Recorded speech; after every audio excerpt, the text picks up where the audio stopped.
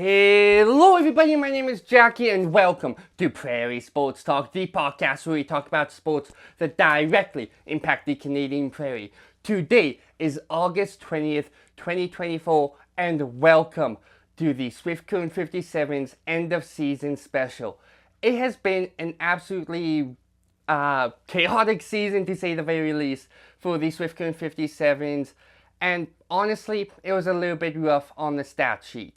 57s missed the playoffs for the first time in my lifetime, but we're not going to focus on the negatives today. Today, we are going to focus on the positives. This was my first season volunteering with the team, and I had an absolute blast. I'm already looking forward to next season.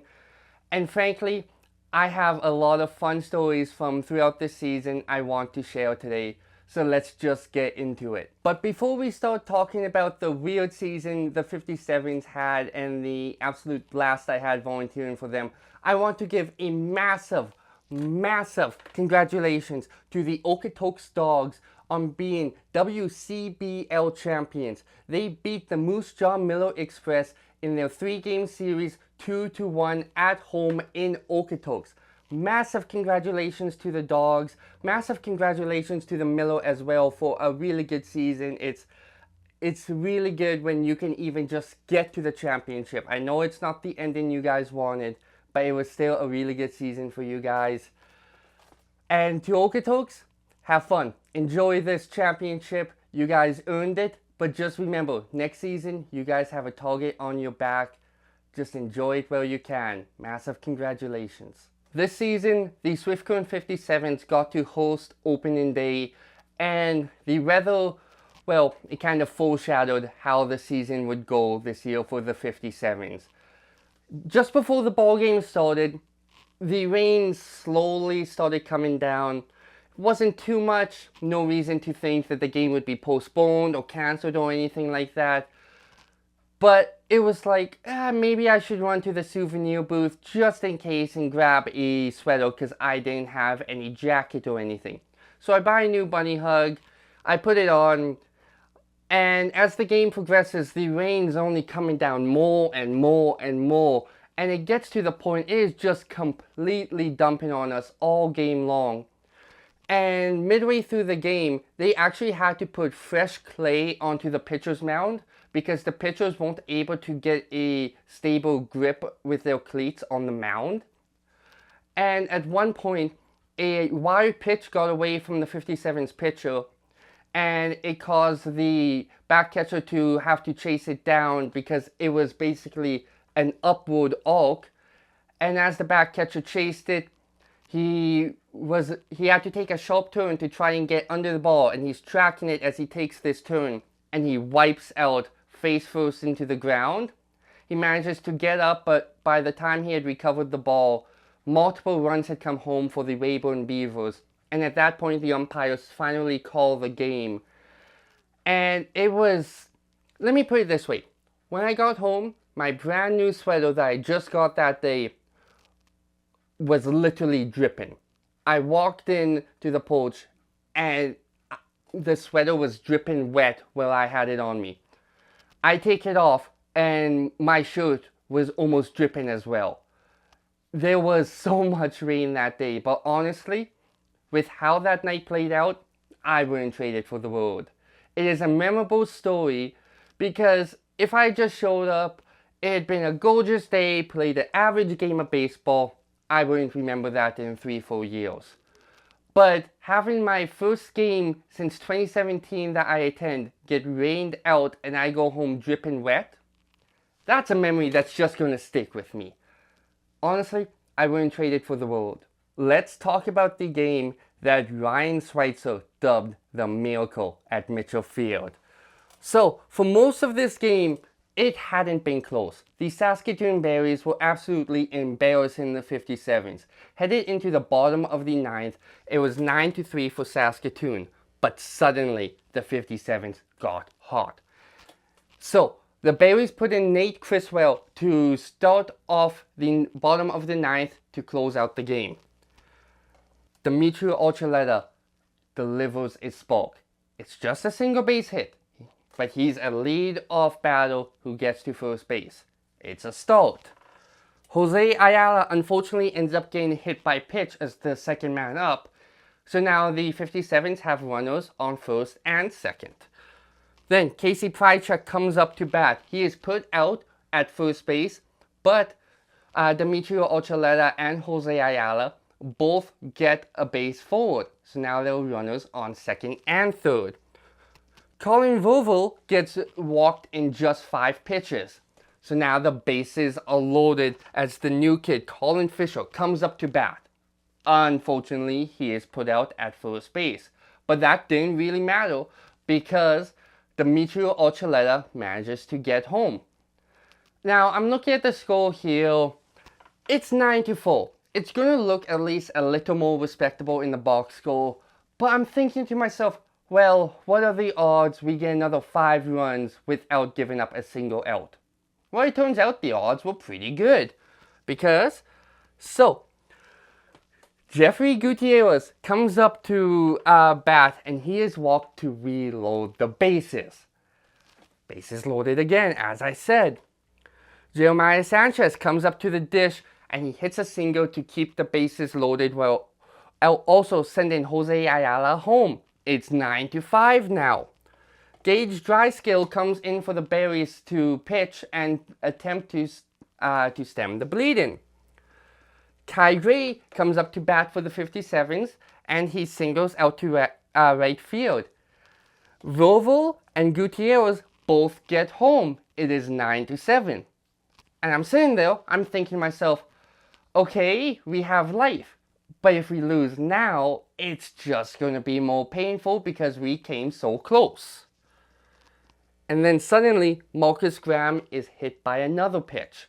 So now we have had 3 players put onto base just by hit by pitches. A wild pitch leads to Kai Gray getting to third and Sanchez scoring. Graham also got to second on this play.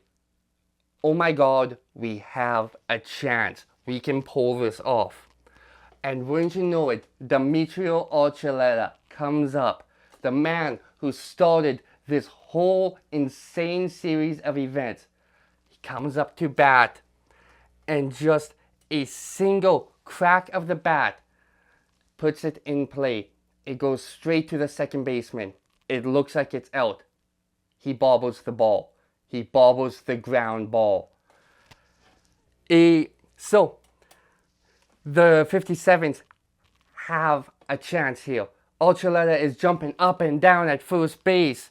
Meanwhile, Gray and Graham sprint home. The 57s win this game 10-9. I think this video I took that night sums it up pretty well.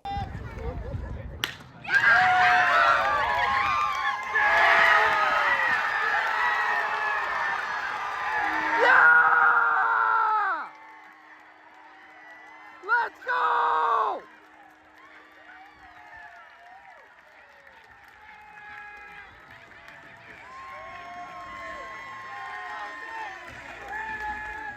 Despite the fact the 57s as a team had a really rough season this year, that doesn't mean there weren't individual players who ended up having a great season.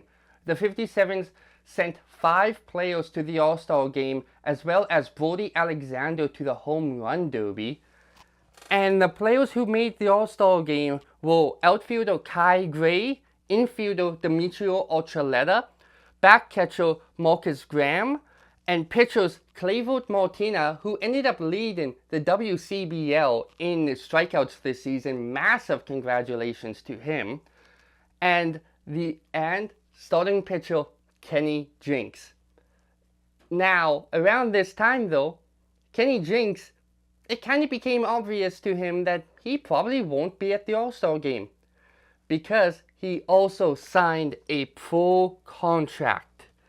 Kenny Jinks signed with the Mississauga Paddleheads of the Pioneer Baseball League. I apologize if I mispronounced the city's name, and I am almost definite I did, but that is the best that I can do, unfortunately. So, I want to give a massive congratulations to Kenny Jinks there. He had his final start on July 14th with a win against the Regina Red Sox. He pitched just under 50 innings this season and had an absurd 65 strikeouts in those 50 innings. Congratulations to him on making it to the professional level. All the best to him and all the 57s in their baseball careers. And the last story I want to share today is a really cool moment for me from this past season. I have volunteered with the Swift Current Broncos for about 8 years now, and this was my first season volunteering for the Swift Current 57s. But despite the fact I have done so much volunteer work for local sports teams, one thing I had never done headed into this season was be the Instand announcer. You know, that guy who runs around with the clipboard and occasionally talks into the microphone during stoppages in play and runs promotions. I had never done that before. This season, due to the fact that Electric Eric couldn't make it to a game, and Mitchell Cook, who usually is the backup Instand announcer, had to do play-by-play for the live stream that day, that left just me. I got a chance to do Instand for the first time ever. I had a blast that night. I was very nervous headed into the game because like I said, I had never done it before. But midway through just my first little speech into the microphone, I really started to find a groove. And although you could kind of see one moment in my introduction where I kind of lost my train of thought, other than that, the night went really smoothly. And honestly, if I got asked to do it again, I would in a heartbeat. I had a blast doing it. And hey, you can even see that in this clip right here. Now let's go down to Jacky. Good evening, fans. My name is Jacky, and I will be your host this evening. If the 57s hit a home run tonight, one lucky fan will be going home with a Big Crunch chicken sandwich courtesy of Kurt's KFC. They will be getting a coupon for that. And if the 57s hit another home run, we will be giving another lucky fan a certificate for a Big Crunch chicken sandwich at Kurt's KFC. And if the 57s hit 3 home runs tonight, 57 fans will be getting a certificate for Kurt's KFC's Big Crunch chicken sandwich. Hope you guys enjoy the game. But that is everything I have for you guys in this special. If you enjoyed it, be sure to like, comment, and subscribe if you're on YouTube. And if you're on Spotify, be sure to follow the 13th Man Podcast Network. I hope you guys have a great day. I hope you guys have a great night. I hope you guys have a great whatever. Stay safe, stay strong, you got this. And this is Jacky for Prairie Sports Talk signing off.